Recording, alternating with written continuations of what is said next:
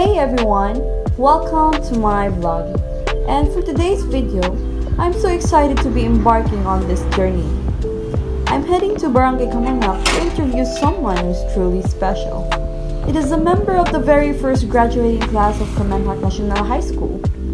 I cannot wait to delve into their memories and learn all about the history of this fascinating place. Well, I've got some really interesting questions prepared, and I'm hoping to uncover some hidden gems about Barangay Kamanhak. Get ready for a captivating story. So, this is me guys, heading towards my destination. Well, the walk itself is part of the experience. The chirping of the birds, the distant rumble of vehicles, these everyday sounds feel different here in Barangay Kamanhak. Well, I'm trying to absorb everything, letting the sights and sounds settle into my memory. It is a way to connect with the place before I even begin my interview. I feel a sense of peace and excitement all at once. This is it!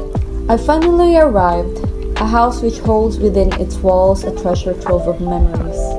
It's the home of my interviewee though, a person who witnessed firsthand the very beginnings of this community. So let's begin to interview this woman. Katong gaskula pa ka des kaman unsay mo kanang dili nimo malimtan nga experience kani sa during sa imong pag high school?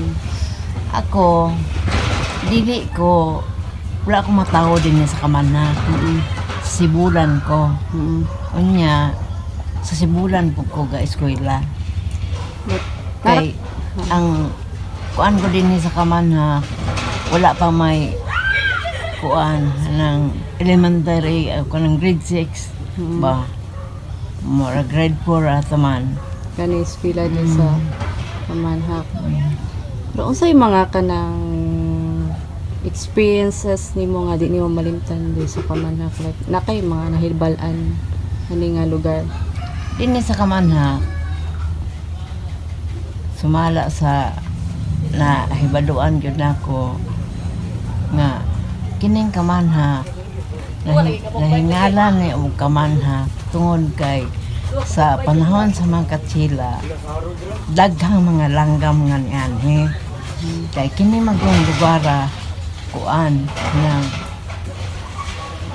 daghan ang gabaon dire, mga ang ilang maani, mga munggos, mga balatong, mga mais nya mo nang nihugpa ng langgam dire nga hinganlan og manhak. Mo nang ginganlan silang Kamanhak tungod sa langgam. Tungod sa langgam. Unsa ni siya nga klase nga langgam ko ng ihang itsura gani? Kana ang langgama, mura siya eagle ba nga lantawon. Pero gagmay ra siya sa eagle. Pero kaso like kagkita nga mga langgama.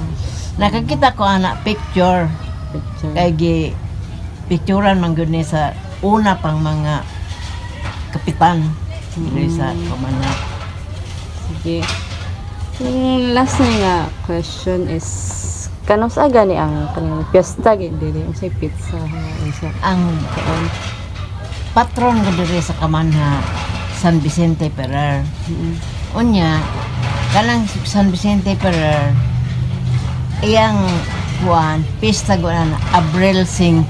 Abril 5. Unya, karon tungod nga, giagyan sila dakong init, giagyan sila og kuan na lang, mga hulaw ba diri sa Kamanhak, ilang gibalhin ang pista o Agosto 20, agig pasalamat kay makaani sila mga June naman, mga Agosto nga na. Daw, ma-Abril, init man kaayo, wala man sila maani. So unsa to nga tuiga lang nga nag-ilis ni balhin ang pista sa Agosto? Nabalhin ning pista nga Agosto 20 sa panahon na itong mga karaang tao nga magbabaol ba dire. Magbaol dire. Kay kuan man, galisod man sila og kuan piyesta, kay magpista magud sila og Abril 5 unta. Oo. Pero ang Abril 5 wala nila wad-a ang pasalamat nila.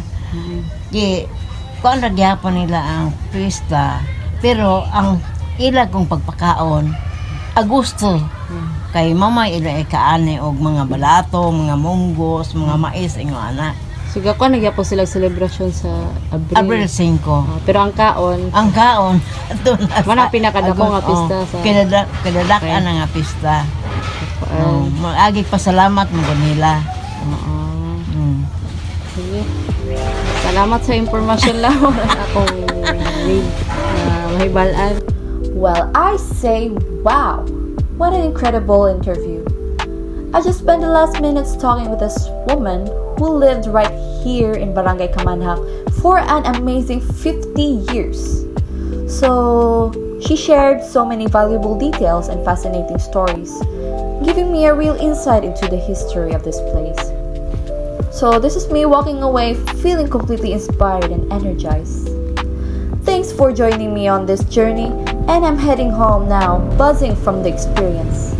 Don't forget to like and subscribe, guys. Thanks, y'all.